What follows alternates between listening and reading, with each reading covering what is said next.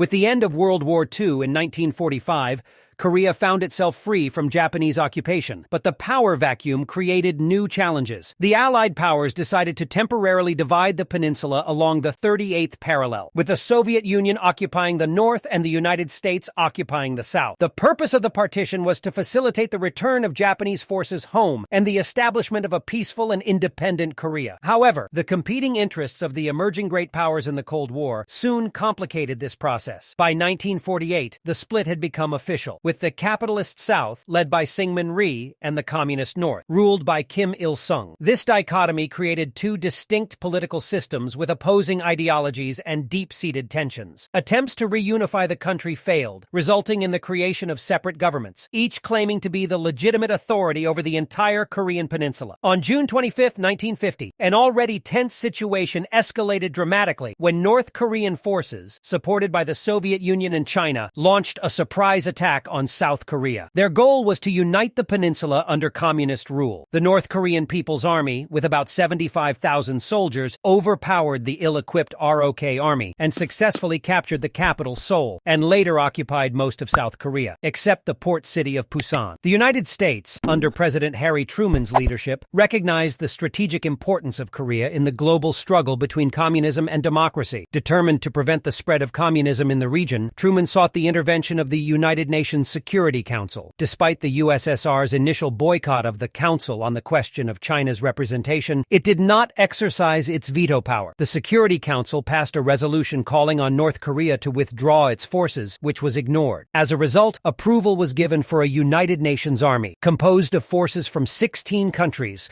and commanded by General Douglas MacArthur, to intervene and support South Korea. This was the first ever collective military action under the United Nations flag. The UN forces were primarily made up of American forces, but they also included units from countries such as the United Kingdom, Canada, Australia, and several others. In early July, UN forces landed in South Korea, but encountered initial setbacks against the North Korean army. However, as reinforcements arrived, MacArthur launched a daring counterattack on September 15th, launching an amphibious assault at Incheon and driving North Korean forces back over the 38th parallel. This offensive culminated in the recapture of Seoul and the liberation of South Korea by the end of the month. Seeking expansion beyond containment, MacArthur, with Truman's wary approval, led UN forces into North Korea on October 7, 1950. They captured Pyongyang, the North Korean capital, and approached the Yalu River, the border with Communist China. In response, China intervened by sending 250,000 troops to aid North Korea, overwhelming the UN forces, who were later repulsed with heavy losses. Then the war entered a phase of back-and-forth fighting. Battles were fought along the 38th parallel, and cities changed hands several times. By January 1951, Chinese and North Korean forces had recaptured Seoul, and the war appeared to have reached a stalemate. The situation was made more complicated by the divergence of strategic visions between General MacArthur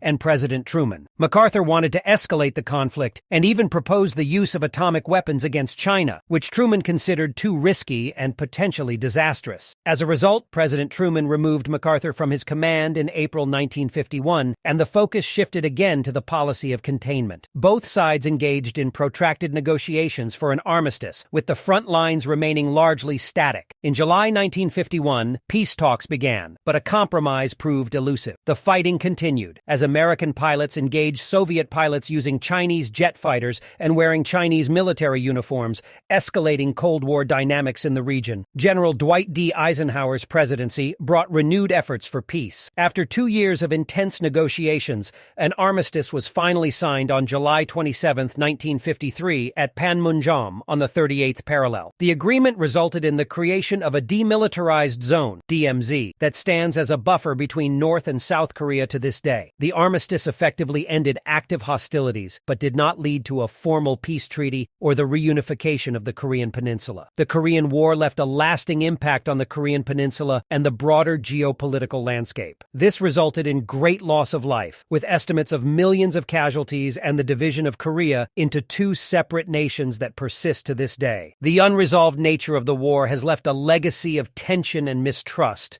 reminding the world of the cost of ideological conflict and the importance of seeking peaceful solutions. Thanks for your watching.